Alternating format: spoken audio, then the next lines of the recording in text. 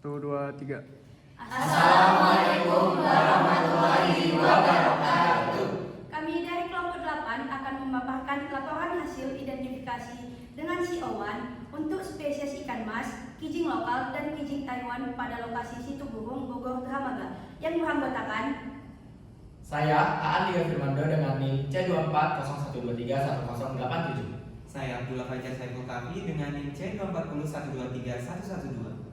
Dan dengan saya Dwi Wahyuningsi dengan NIM C2401231064.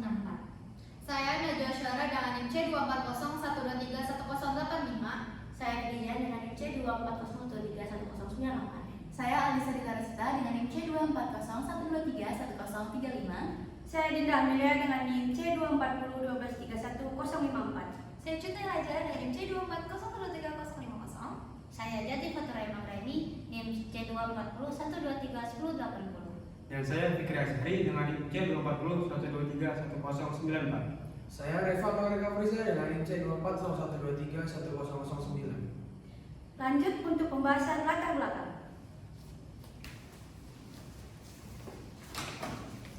Baik, jadi untuk latar belakang sendiri itu biologi molekuler merupakan cabang ilmu yang mempelajari struktur dan organisme dari materi genetiknya. Nah, contohnya itu dalam genetik DNA. Kemudian situ burung menjadi lokasi dalam penelitian ini karena memiliki potensial yang tinggi sebagai habitat bagi ikan mas ataupun Cyprinus carpio, juga kijing lokal dan kijing Taiwan sebagai organisme yang menentukan kualitas keberlanjutan dari keanekaragaman hayati di perairan tersebut.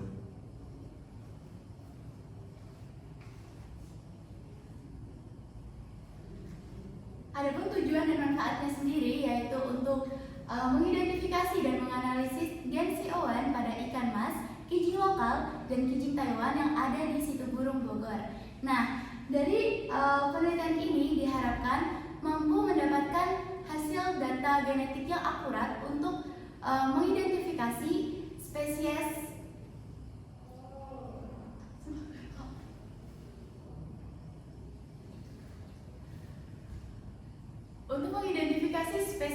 memahami hubungan filogenetik dan juga berkontribusi pada konservasi keanekaragaman hayati.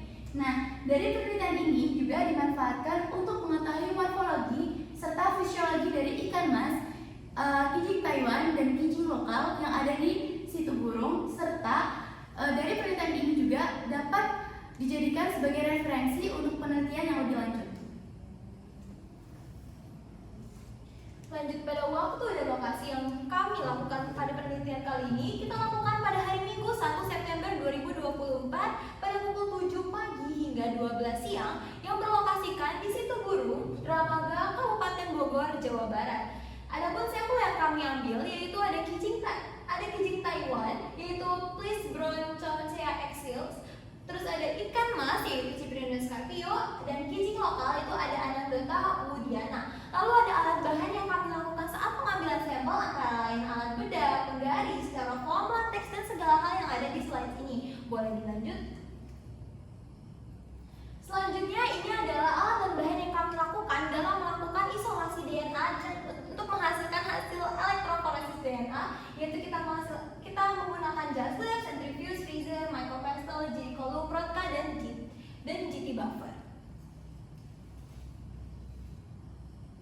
Baik, selanjutnya masuk ke bagian pengambilan sampel ikan, yaitu ikan mas atau Cyprinus carpio. Nah, di mana pertama kita menyiapkan jaring ikan. Ketika jaring ikan sudah didapatkan, maka kita mempersiapkan untuk menangkap ikan. Nah, ikan tersebut ketika sudah kita dapatkan ikan masnya, maka kita lakukan sebuah pembedahan dengan alat bedah yang dimana yang diambil yaitu bagian daging di bawah sirip dorsalnya kita potong. Nah, setelah kita potong itu kita pisahkan bagian sudah kita potong dari bawah bagian sirip dorsal keras. Setelah itu kita masukkan ke dalam mikrotub. Nah, mikrotub ini sudah terisi dengan etanol sebanyak 96%. Ini bertujuan untuk menghindari agar supaya tidak terjadi degradasi DNA. Kemudian setelah sampel itu selesai, maka sampel itu kita simpan dan kita akan lakukan analisis lebih lanjut di dalam laboratorium.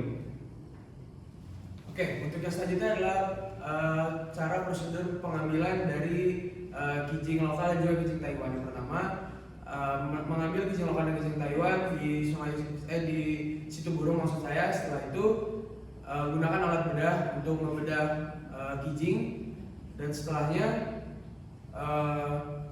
ambil bagian dari daging yang lunak. Setelah itu masukkan ke dalam mikrotub. Setelah itu tambahkan pengawet. Setelah ditambahkan pengawet, jangan lupa untuk tetap menjaga steril agar sampel digunakan dapat diteliti lebih lanjut. Oke, sekian. Baik, masuk pada prosedur dalam identifikasi spesies. Yang pertama ada isolasi DNA, di mana merupakan teknik dalam pemisahan zat-zat lain yang tidak diinginkan agar mendapatkan DNA yang berkualitas serta berkonsentrasi bagus. Nah, pada kedua ini adalah PCR, yaitu polymerase chain reaction, di mana merupakan teknik penggandaan untuk mendapatkan salinan DNA untuk menghasilkan tahap ke berikutnya. Nah, untuk ketiga ada teknik elektroforesis, yaitu pemisahan partikel listrik dengan konsep pembuangan pada medan listrik tersebut dengan tujuan untuk mendapatkan uji kualitas dari suatu DNA dan untuk mendapatkan hasil dari rekam jejak pita rekaman spesies.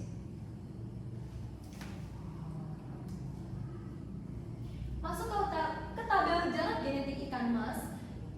Jadi di sini ikan mas memiliki kekerabatan yang dekat dengan Cyprinus inta sebesar 0,0563. Lalu dilanjut dengan Cyprinus hasselti sebesar 0,1499. Dilanjut dengan Tanistis albonubes sebesar 0,2413. Lalu di sini ada Cyprinus inta yang memiliki kekerabatan dengan Cyprinus hasselti sebesar 0,157. Dan juga Tanistis albones sebesar 0,2034. Lalu di sini yang terakhir ada kekerabatan Cyprinus hasselti terhadap Tanistis albonedes sebesar 0,2094.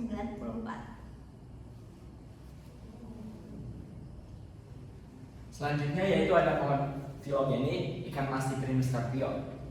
Pohon filogenik ikan mas Cyprinus carpio menunjukkan bahwa memiliki kekerabatan dekat dengan Cyprinus inta, sedangkan Osteosilus hasselti tidak memiliki jauh dengan keluar dari zona genusnya Cyprinus carpio, sedangkan Tanistis albonubes yang sangat jauh dengan Cyprinus carpio dengan Cyprinus inta. Selanjutnya, Baik, selanjutnya terdapat komposisi hasil basa nukleotida yang menunjukkan bahwa Cyprinus carpio memiliki komposisi basa nukleotida berupa sitosin yang terbesar sebanyak 28,5, diikuti dengan Cyprinus inta sebanyak 29,5 berupa timin, dan juga berikutnya adalah hasil komposisi basa nukleotida yang menunjukkan bahwa Cyprinus inta memiliki sitosin yang terbesar sebanyak 28,5, diikuti Cyprinus inta 28,9, Tanistis albonubes sebanyak 31,6, dan juga Osteosilus hasselti sebanyak 29,2. Dilanjut.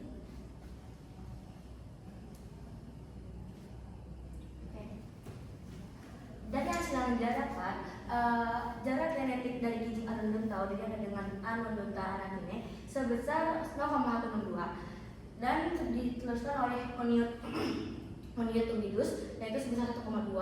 Lalu selanjutnya Anodonta dengan Margaritifera sebesar 0,18. Selanjutnya ada jarak genetik dari Anodonta anatine dengan Oniot umidus sebesar 1,3. Lalu selanjutnya juga ada dari Anodonta anatine dengan Margaritifera sebesar 0,2 dan juga oleh Onitumidus dengan Margaritifera sebesar 1,5.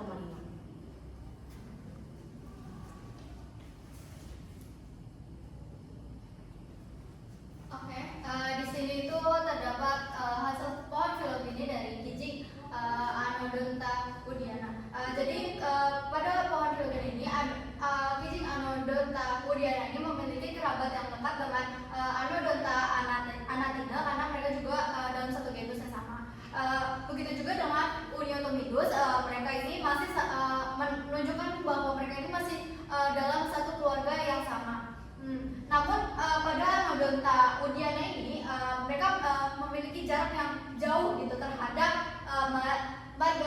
margaritifera dengan Pillsbury-Conca exiles, karena walaupun mereka ini berbeda dalam genus dan mereka berbeda dalam famili atau keluarganya, namun walaupun mereka dalam genus dan dalam keluarga sama, namun mereka berbeda pada ordonya itu, yaitu Unionida.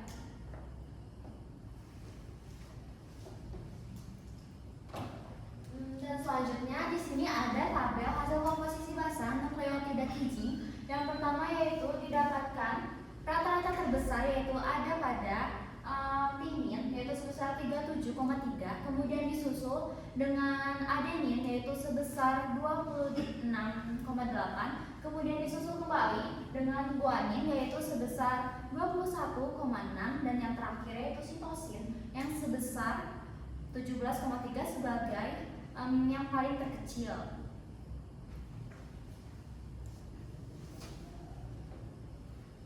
Oke, selanjutnya kita akan langsung ke hasil elektroforesis kijing Taiwan, itu Anodonta woodiana. Di sini kalau bisa dilihat hasil yang kita dapat agak sedikit bolong.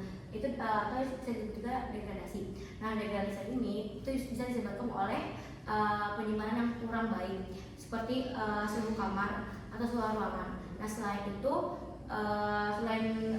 degradasi itu juga disebabkan oleh gel agarose yang kurang baik.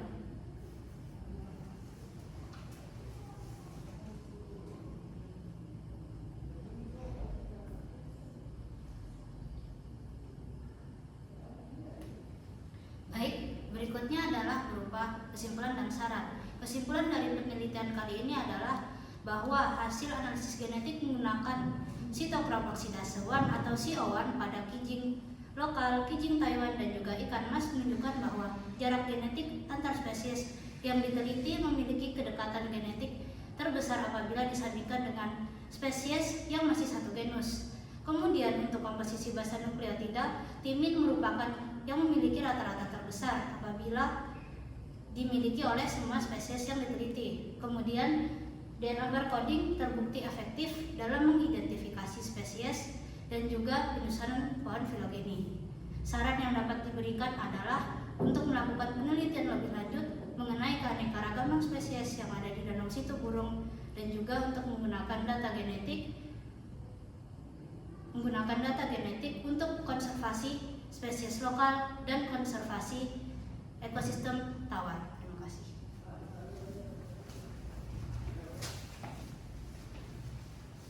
Baik, sekian dari pemaparan laporan hasil kelompok 8. Jika ada kesalahan kami ucapkan maaf. Sekian dan terima kasih. Wassalamualaikum.